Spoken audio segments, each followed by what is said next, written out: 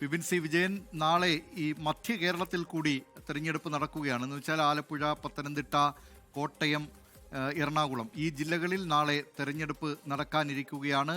എങ്ങനെയാണ് അവസാന ഘട്ടത്തിൽ ആ തെരഞ്ഞെടുപ്പ് പ്രചാരണ രംഗമൊക്കെ നോക്കിക്കണ്ടയാളെന്ന നിലയിൽ വിലയിരുത്തുന്നത്?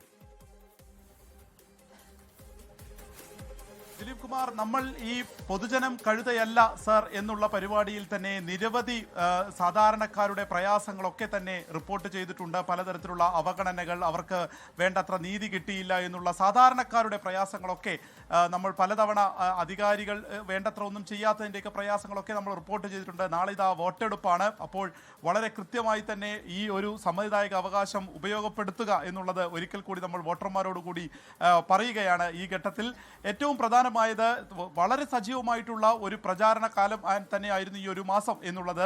അതിലേറ്റവും എടുത്തു പറയേണ്ടത് കൊച്ചി കോർപ്പറേഷനെ സംബന്ധിച്ച് തന്നെയാണ്. കാരണം കൊച്ചി കോർപ്പറേഷൻ വീണ്ടും തിരിച്ചു പിടിക്കുക എന്നുള്ള ലക്ഷ്യത്തോടു കൂടി UDFും അത് വീണ്ടും അത് നിലനിർത്തുക എന്നുള്ള ലക്ഷ്യത്തോടു കൂടി LDFും ഒരുപോലെ തന്നെ പോരാടുന്ന ഒരു ഘട്ടമാണ്. അതിനിടയിലാണ് UDFിന് വിമതശല്യം തന്നെയാണ് ഈ മധ്യ കേരളത്തിൽ ഏറ്റവും പ്രതിസന്ധി സൃഷ്ടിക്കുന്നത്. അതായത് ഇപ്പോൾ ഈ കോർപ്പറേഷനെ സംബന്ധിച്ച് മാത്രം ഒരു 5 വാർഡുകളിലെങ്കിലും പ്രബലരായ വിമതർ UDFിന് ഉണ്ട് എന്നുള്ളതാണ് ഏറ്റവും പ്രധാനപ്പെട്ട ഒരു കാര്യം. ഒപ്പം തന്നെ ഇവിടുത്തെ തദ്ദേശപരമായിട്ടുള്ള കാര്യങ്ങൾ ഉയർത്തിക്കൊണ്ടായിരുന്നു LDF വോട്ട് പിടിച്ചെങ്കിൽ സംസ്ഥാനത്തെ ഈ സ്വർണ്ണക്കള്ള അടക്കമുള്ള പ്രതിസന്ധികൾ അതായിരുന്നു ആരോപണമായി UDF ഉയർത്തിക്കൊണ്ടുവന്നത്.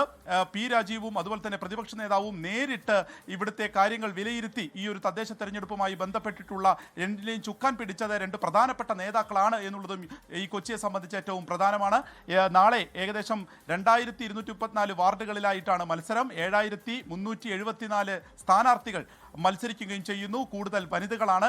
ജില്ലാ പഞ്ചായത്ത് മധ്യ കേരളത്തിൽ തന്നെ നോക്കുകയാണെങ്കിൽ അത് UDFിന്റെ കൈപ്പിടിയിലായിട്ടുള്ള ഒരു സ്ഥലം എന്ന് പറയുന്നത് ഇവിടെ കൊച്ചിയാണ്. അത് വീണ്ടും നിലനിർത്തുക എന്നുള്ള ഒരു വെല്ലുവിളി അവരെ സംബന്ധിച്ച് ഉണ്ട്. അതുപോലെ തന്നെ കൂടുതൽ വാർഡുകൾ നിലനിർത്തുന്നതിന് വേണ്ടിയിട്ടുള്ള ഒരു മത്സരവും കടുക്കുമെന്നുള്ള കാര്യത്തിൽ തെല്ലും സംശയമില്ല. കഴിഞ്ഞ ദിവസത്തെ കലാശക്കൊട്ടൊക്കെ അത്രയും ആവേശത്തോടു കൂടി തന്നെയാണ് ഈ ഒരു മധ്യ കേരളത്തിൽ കണ്ടത്. കോട്ടയത്തേക്ക് വന്നാൽ അത് കേരള കോൺഗ്രസ് തമ്മിലുള്ള ഒരു മത്സരമായി മാറുകയാണ്. ഏറ്റവും പ്രധാനമായ മത്സരം അവിടെ നടക്കുന്നത് പാലയിലാണ്. അവിടെ കഴിഞ്ഞ തവണ LDF സ്വതന്ത്രനായിട്ട് മത്സരിച്ച ബിനു പുളിക്കക്കണ്ടം ഇപ്രാവശ്യം സർവ്വസ്വതന്ത്രനായിട്ട് മത്സരിക്കുന്നു. അപ്പോൾ ആ വോട്ട് ആർക്ക് എന്നുള്ള ഒരു പ്രതിസന്ധി അവിടെ സംബന്ധിച്ച് സജീവമായിട്ടുള്ള ഒരു ചർച്ചയാണ്.